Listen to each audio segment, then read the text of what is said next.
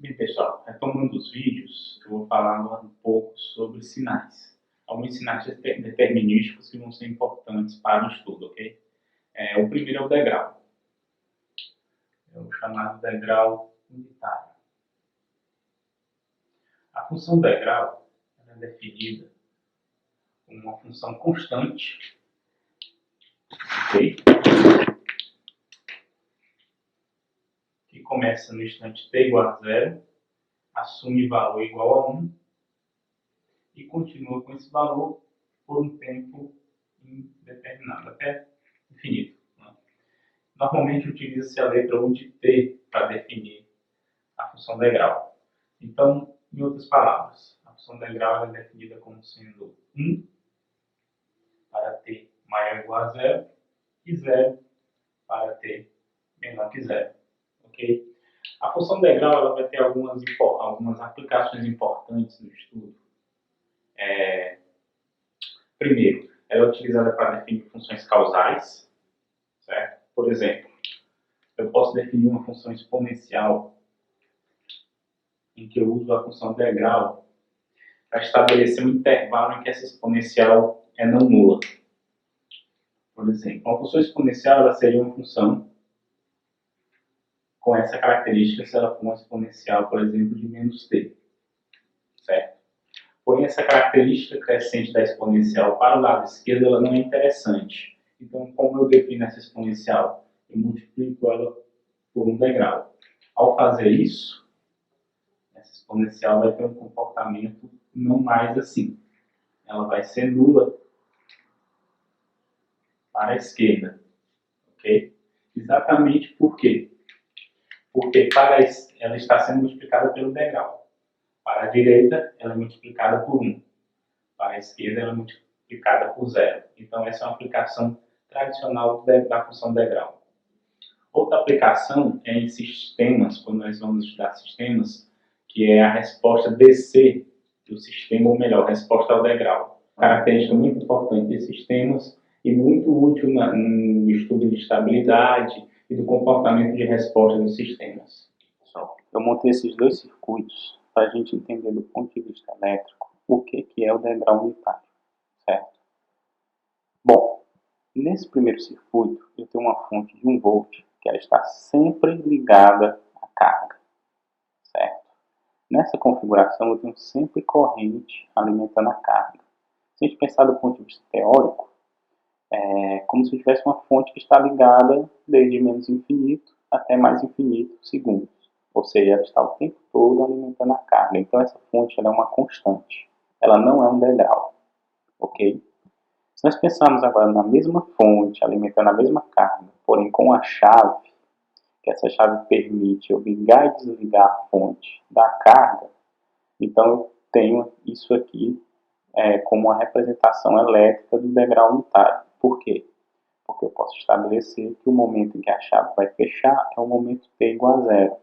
Então, a carga está inicialmente submetida a uma tensão de 0 volts. Né? Esse é o circuito que está fechado. Então, a carga está ligada ao terra, ao 0. E se eu disser que no instante t igual a 0 essa chave fecha, né? Então, eu tenho agora a carga alimentada com 1 volt. Então, essa transição da tensão sobre a carga de 0 para 1 volt é exatamente o que caracteriza o degrau unitário, ok? Essa mudança da chave de aberto para fechado, no instante t igual a 0. Então, repito, aqui a gente tem uma fonte que matematicamente é uma constante, 1, e aqui nós temos uma fonte que é um degrau. Bom, outra função importante é a função retangular, ok? A função retangular, nós vamos utilizar REC, que é em inglês, ou em português RET, de t. A função retangular ela é definida dessa maneira, como sendo um pulso retangular de amplitude unitária de menos 0,5 a 0,5 e 0 caso contrário. Uma outra definição seria escrever het de t sobre tal, em que tal passa a ser a largura da função retangular. Nesse caso, então a função retangular, nós vamos redefini-la,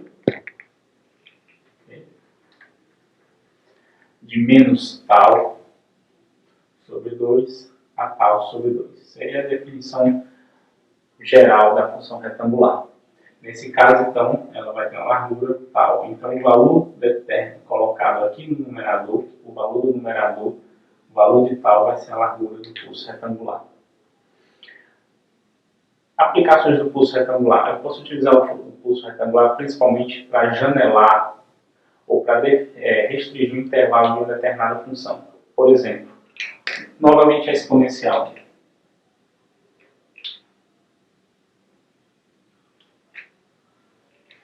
Se eu tiver uma função exponencial e eu multiplicar essa exponencial por uma retangular, e essa retangular de t sobre 2, por exemplo, então eu estou definindo, eu estou limitando, restringindo a duração dessa exponencial somente no intervalo entre menos 1 e 1.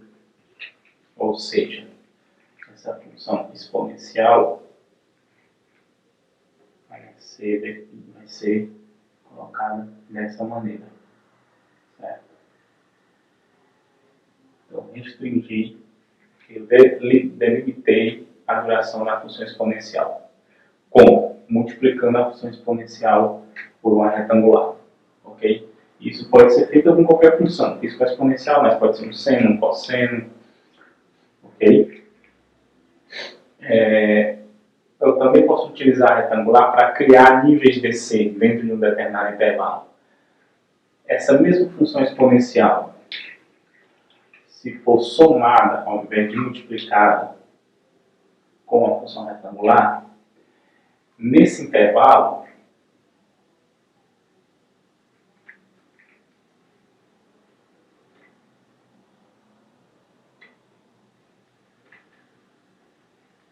o que vai acontecer com essa função se ela for somada com a retangular? Nesse intervalo específico, de menos 1 a 1, ela sofre um deslocamento DC.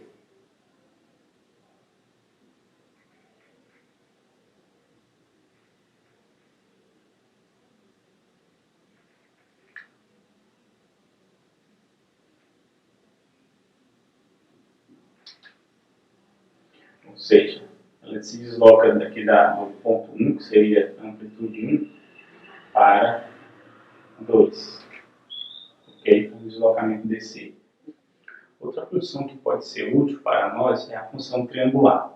Eu mantive aqui a função retangular porque é importante fazer uma comparação entre as duas em relação à duração, ok?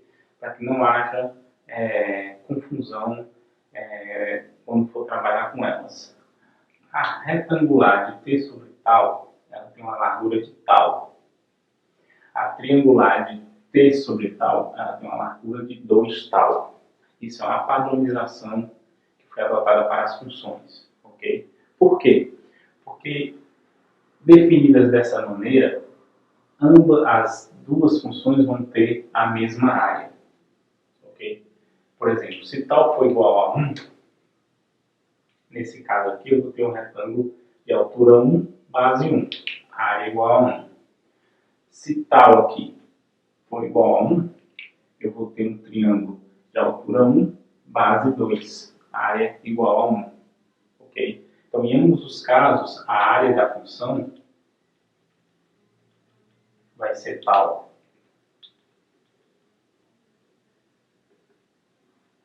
Outras funções que também vamos utilizar, funções trigonométricas, principalmente seno, cosseno, sinc, que é a função seno de πt sobre πt. Aqui são funções mais comuns, né? Nós já conhecemos essas funções. A função seno é uma função ímpar, que varia com uma frequência ômega 0, frequência angular, ômega 0, 2π, f0 é a frequência em hertz. Okay? O cosseno é uma função par, também variando com a frequência ômega 0, E nós vamos fazer muito uso dessas funções em sinais de sistemas lineares. A função sinc, ela é a função seno amortecido. Ela tem uma amplitude aqui no lóbulo principal de 1. E, como é seno de πt sobre πt, à medida que o valor de t avança, aumenta, em ambas as direções, o seno vai amortecendo. E vai cruzando o eixo, o ponto de cruzamento por zero, né? O ponto em que ele cruza o eixo, são sempre os múltiplos de π. π, 2π, 3π, 4π, e assim sucessivamente. Que faltou o t. Então são funções que também são muito comuns no nosso estudo, e a gente vai ver mais exemplos com elas mais à frente. Bom, a última função que eu quero comentar é a função impulso, ou a função delta de Dirac. É uma função muito particular, tem algumas características muito particulares. Certo? Primeiro, a função impulso ela é definida apenas nos instantes diferentes, distante do zero, diferente da origem. Okay? O que a gente tem que entender sobre a função impulso é que ela é uma função que fisicamente, da forma como ela é definida, fisicamente, eletricamente, ela não pode ser reproduzida. Nós não temos como reproduzir exatamente o impulso em um circuito, por exemplo. Nós podemos gerar um pulso com uma duração muito pequena e com uma amplitude elevada, mas um sinal elétrico, literalmente descrevendo as características do impulso, nós não temos como reproduzir. Porém, ele é importante, principalmente do ponto de vista de análise de sistemas. A gente vai ver mais à frente que o uso do impulso na obtenção da resposta impulsiva de sistemas é muito importante para a gente entender o funcionamento do sistema, caracterizar algumas propriedades do sistema. Certo?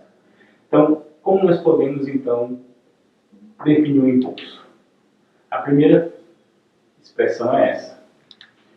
Outra forma importante é a propriedade da área unitária. Se em todo o domínio do tempo o impulso é zero, exceto na origem, quer dizer que essa área unitária é a área exatamente, a área total exatamente na origem do impulso. Ok? Então, essas duas propriedades são muito importantes para a gente tentar, pelo menos, definir o impulso. E tentar entender um pouco do comportamento dele. Outra propriedade importante é a propriedade da amostragem, que diz que a integral do impulso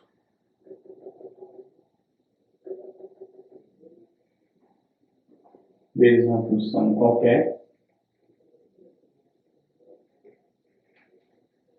é igual ao valor dessa função nesse instante. Ok? O que essa propriedade nos diz? Que qualquer que seja uma função x de t,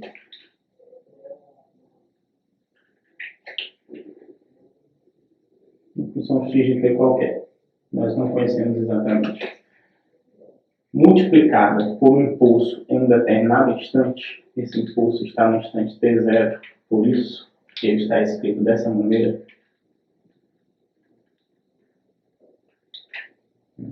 Esse produto me dá uma amostragem da função x de t, uma amostra da função x de t exatamente nesse instante de tempo.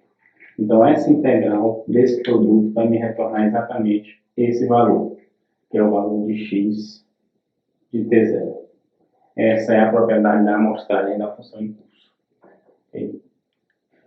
A função impulso tem algumas outras propriedades que também são importantes.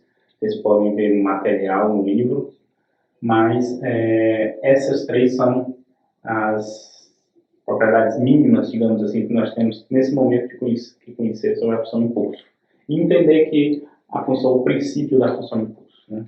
A característica dela. É uma função que ela é nula em todo o intervalo de tempo, exceto na origem. Nós não podemos definir exatamente qual é o valor da função impulso, ela não tem uma amplitude que pode ser atribuída a ela. Não é correto atribuir uma amplitude à função impulso. O que é correto é atribuir uma área. Nós podemos atribuir área